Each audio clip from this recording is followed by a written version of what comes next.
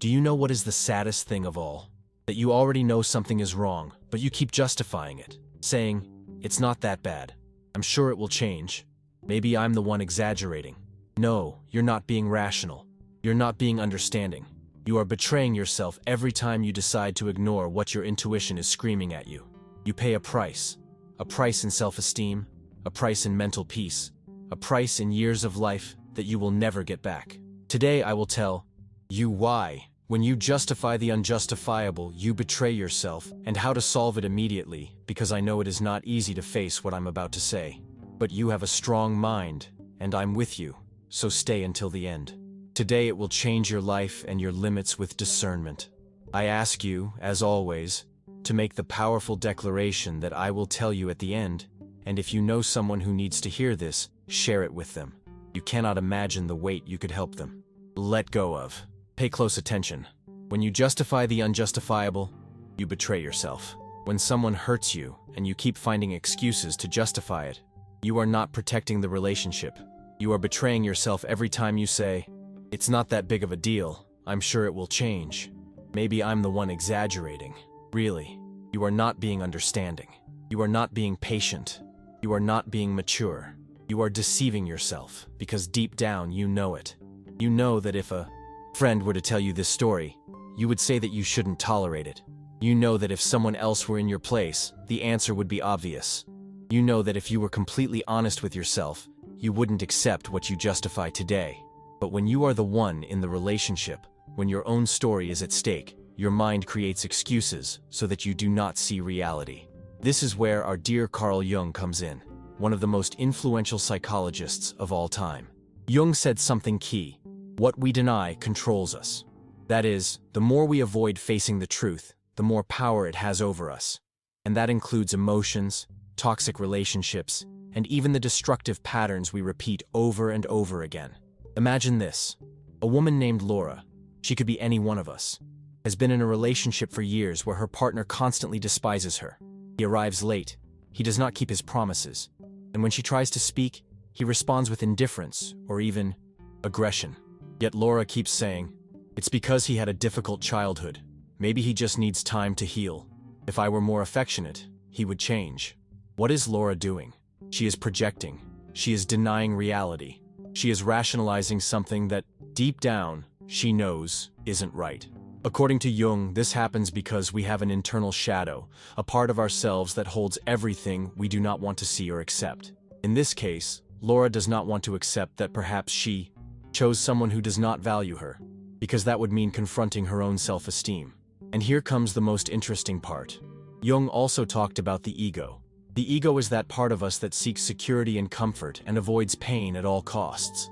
That is why, when Laura justifies her partner's behavior, she does not do it because she is stupid or weak. She does it because her ego is trying to protect her from the fear of change, from rejection, from loneliness. But there is a problem. The ego does not always act in our favor.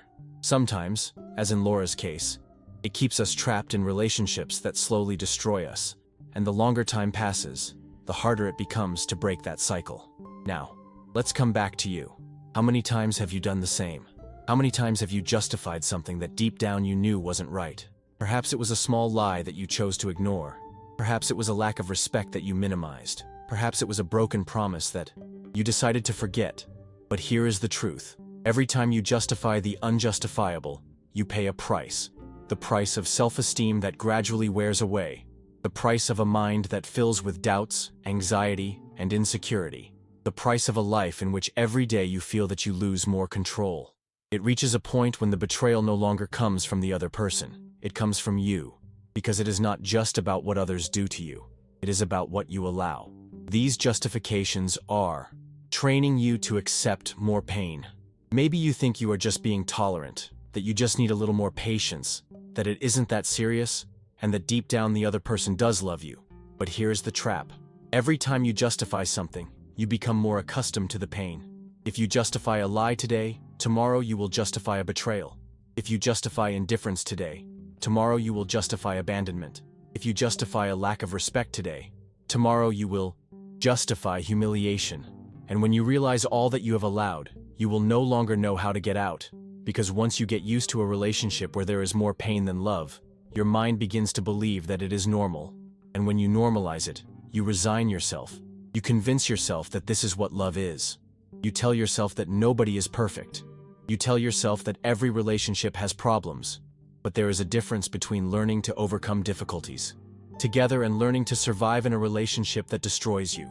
And you can see the difference by asking yourself, do you have more happy days than sad days in this relationship?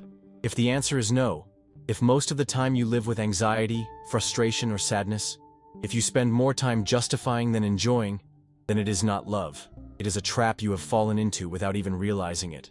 And as long as you keep denying it, you will remain trapped in the same cycle. But here is the good news. Today, you will learn to break it. The key to stopping the justification of the unjustifiable is this. I am going to give you a simple but brutally effective technique inspired by Jung's principles so that you stop justifying what harms you. Every time you try to justify something that hurts you, say it out loud, as if you were explaining it to someone else. If you justify indifference, say, I am accepting being ignored because I believe that deep down they love me. If you justify lack of respect, say, I am allowing myself to be treated badly because I'm afraid of being alone. If you justify disinterest, say it out loud. Something inside you will awaken, because it will be the first time you truly listen to yourself with complete honesty. And when you do this enough times, it will become impossible to continue deceiving yourself, because the truth, when you face it, can no longer be ignored. And that truth is this: love does not hurt. What hurts is attachment disguised as love. I'm going to explain to you why you keep confusing attachment with love, and how that keeps you tied to relationships that do you harm. Because until you understand the difference, you will remain trapped in relationships that will never give you what you truly deserve. Pay close attention. Love does not hurt, but attachment disguised as love does. Now, let me ask you a direct question.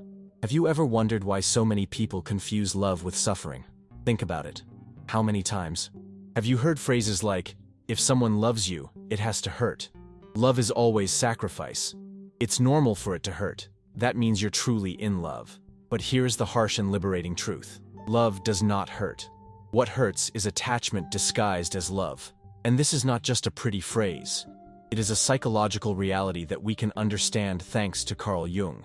Jung said that many of our most intense emotions do not come from love itself, but from our unconscious projections. We project onto others what we believe we need: security, validation, belonging. And when that projection shatters, we feel pain not because we have been hurt, but because our illusion crumbles. Let me tell you a story to bring this to life. The story of Anna, the weight of attachment. Anna was a brilliant woman, full of talent and potential, but there was something that kept her tied down: her relationship with Marcos.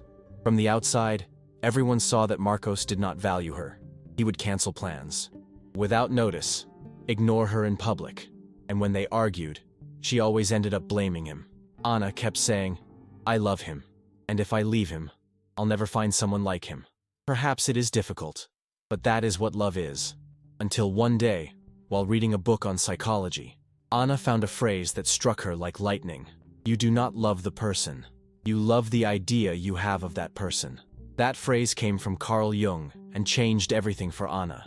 She began to realize that she was not in love with Marcos. She was in love with the idea of having someone who would complete her, who would fill that internal void that she herself did not want to face. Jung called this the complex of insufficiency, the unconscious belief that we are not enough on our own, and that we need another person to feel complete. This complex is what fuels destructive attachment. It makes us emotionally dependent on someone else, even when that someone is destroying us.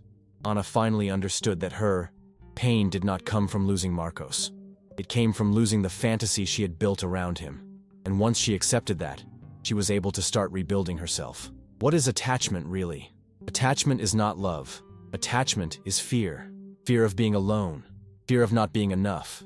Fear of losing something that we believe defines who we are. And here is something key. When we become emotionally dependent on someone, we stop acting from our strong mind. Instead of making decisions based on our well-being, we act from insecurity, from a wounded ego, from the need for approval. That is why a strong mind does not seek relationships to complete itself. A strong mind seeks relationships to share, to grow, to enjoy, not to merely survive. How do you know if you are confusing love with attachment? Here are some clear signs. You feel anxious when you do not receive attention. If your happiness depends on constant messages, calls, or gestures of affection, it is not love, it is attachment. You are afraid of losing the other person. If you imagine your life without that person and feel panic, it is not love, it is emotional dependency. You settle for crumbs. If you accept toxic behaviors because it is better than being alone, it is not love, it is self-deception. True love, on the other hand, sets you free. It allows you to be who you are without fear. It gives you space to grow, and most importantly, it does not hurt. But then, why do we continue to confuse attachment with love? Because attachment is comfortable, it is familiar. It is what we have learned since childhood. Many times, our first attachment experiences come from our families. Jung said that these patterns are imprinted in our unconscious and are repeated in our adult relationships. That is why, to break this cycle, you need to do something powerful. Confront your unconscious patterns. How do you train your mind to distinguish between love and attachment? Here is a simple but transformative technique. Every night, before you sleep, ask yourself, did I act out of love or out of fear? If you made a decision because you were afraid of losing something or someone, it was attachment. If you made a decision because it made you feel free, at peace, and in alignment with yourself, it was love. This exercise will help you strengthen your strong mind because it will teach you to recognize when you are acting from your ego and when you are acting from your true self. Now that you understand the difference between love and attachment, I want you to think about this. What happens when the fear of loneliness is so great that you prefer to stay in a relationship that hurts you? Because here is the reality. The fear of loneliness is not just a feeling. It is an anchor that keeps you trapped where you should not be. In the next part, I will tell you how this fear controls your life and how you can free yourself from it forever. But first, ask yourself this. What are you willing to let go of to regain your emotional freedom? Because here is the truth. Breaking free from self-deception is not easy. It requires confronting your own lies, the excuses you have told yourself for years. But when you do it, when you decide to see reality as it is, you begin to regain your power. In the next part, I will tell you how to break that cycle of self-deception and begin to see the truth without filters. But first, ask yourself, what are you willing to see in order to free yourself from what keeps you trapped? How? Do you break self-deception and start seeing reality as it is? Let me pause for a moment. I want to share something that will change your life. If you have felt that fear of loneliness, attachment, or self-deception has you trapped, you need practical tools to heal and move forward. That is why I want to introduce you to the Emotional Detachment for Loving and Freedom course. This course teaches you how to love without fear or attachment, how to overcome harmful thoughts in your relationship, and how to be free and authentic in your relationships. Best of all, it comes with a 7-day satisfaction guarantee. If you do not feel it is for you, you can request a refund without questions. Imagine what it would be like to wake up feeling whole without depending on anyone else. To enter a relationship from freedom, not from fear, and finally heal the wounds that have kept you trapped. So don't wait any longer. I have left the course link in the description of this video, and in the pinned comment. Go on. This is for those brave enough to change their lives. You are not alone on this path. This course might be the guide you need to heal and live from the truth. Let me be clear with you from the start. Self-deception is not something that only others have. It is something we all carry within us. It is that little voice that tells you, it's not that bad, it could be worse. Maybe I just need more time. But here is the most dangerous part. Self-deception does not scream. It whispers. And those whispers are subtle enough for you to ignore them until one day you wake up and realize that you have been living a lie. Carl Jung said something powerful about this. Until we make the unconscious conscious, it will continue to direct our lives. And we call that destiny. That is, the more we avoid facing the truth, the stronger its impact will be on us. Because self-deception is not just a denial of reality, it is a way to protect ourselves from pain, but also from growth. Now I want you to think about this. How many times have you known something in your heart but refused to admit it? The story of Mariana, the mask of self-deception. Mariana had a relationship that from the outside seemed perfect. Her partner was successful, affectionate in public, and always brought her gifts. But in private, things were different. He was controlling, baselessly jealous, and at times even manipulative. Nevertheless, Mariana always found a way to justify it. It's because he loves me too much. He is just worried about me. Nobody is perfect, right? One day, while talking with her therapist, this person asked her a question that changed everything. If your best friend were in your situation, what would you tell her? Mariana fell silent for the first time. She allowed herself to imagine how she would view the relationship if someone else were living it. And then she understood. She was not blind to her partner's behavior. She had simply chosen to ignore it. She had built a mask of happiness to avoid facing the truth. Jung called this the projected shadow, when we reject uncomfortable parts of our reality and cover them with illusions. In Mariana's case, her shadow was the fear of admitting that she had chosen poorly, that she had invested years of her life in someone who did not value her. And here's the key. Breaking free from self-deception does not mean you have to hate or blame yourself. It means you decide to stop deceiving yourself so you can heal. Here are some clear signs that self-deception is controlling your life. You avoid talking about your problems. If you refuse to discuss certain topics because you think it is not worth it, you are probably hiding something important. You minimize the pain. If you say things like, "It's not a big deal, everyone has problems," you are trying to convince yourself that something that hurts really does not matter to others. If you always find excuses to justify someone else's behavior, you are avoiding taking responsibility for your own happiness. Self-deception is an emotional prison. It keeps you trapped in a false version of reality where everything seems fine but nothing really is. And here is something key. A strong mind is not afraid to face the truth. A strong mind knows that the truth, no matter how painful, is the first step toward freedom. How do you train your mind to see reality without filters? Here is a practical technique inspired by Jung's principles. Every time you feel that you are justifying something or avoiding facing an uncomfortable truth, ask yourself these 3 questions. What am I choosing not to see? Accept that there is something you do not want to admit. Don't judge yourself for it. Just acknowledge it. What price am I paying for ignoring it? Reflect on how that self-deception is affecting your life. Perhaps you are losing time, energy, or even opportunities to be happy. What would you gain if you faced the truth? Imagine how your life would be if you decided to see things as they truly are. You would feel freer, more empowered, more at peace. This technique is not easy. It requires courage, but every time you practice it, you are taking a step toward a more authentic version of yourself. Now I want you to think about this. Breaking free from self-deception is only the first step. The next is learning to train your mind so that you never again fall into the same traps. Because here's the truth. Self-deception does not disappear just because you confront it once. It is a mental habit that needs to be replaced by a new one. Honesty with yourself. In the next section, I will tell you how to train your mind so that you never again justify the unjustifiable. Pay close attention right now. How do you train your mind to never again justify the unjustifiable? Let me tell you something you might not want to hear. Justifying the unjustifiable is not something that simply happens. It is a skill you have trained without even realizing it. A dangerous skill that keeps you trapped in relationships that do not deserve you, in decisions that do not benefit you, and in a life that does not reflect who you truly are. But here is the good news. If you can train your mind to justify, you can also train it to stop doing so. Carl Jung said that our mind is like a muscle. The more you use certain thought patterns, the stronger they become.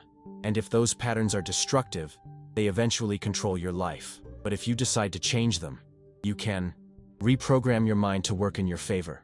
Now, I want you to think about this. What would happen if every time you tried to justify something, your mind automatically alerted you? If you could detect those excuses before they become habits, that is exactly what we are going to achieve today. Let me tell you the story of Maria, the power of self-observation. Maria was a woman who had always been too understanding. When her partner ignored her, she would say, "He's going through a bad time." When he disrespected her, she thought, "Maybe I did something wrong." One day, while talking with a friend, that friend said something that made her reflect. You know what is the saddest thing? That you are so used to justifying things that you no longer even realize that they are hurting you. Those words struck Maria like lightning. She began to realize that she was not naive. She was complicit.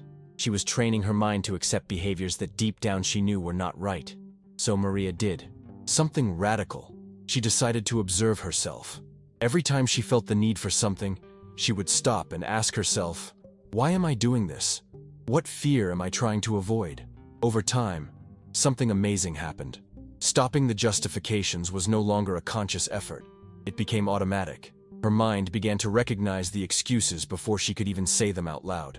Jung called this process individuation, when you begin to know yourself on a deep level and take control of your mental patterns. In Maria's case, she stopped being a victim of her own thoughts and became the creator of her reality. Here are the steps to train your mind. A practical guide so that you never again justify the unjustifiable. Develop self-observation.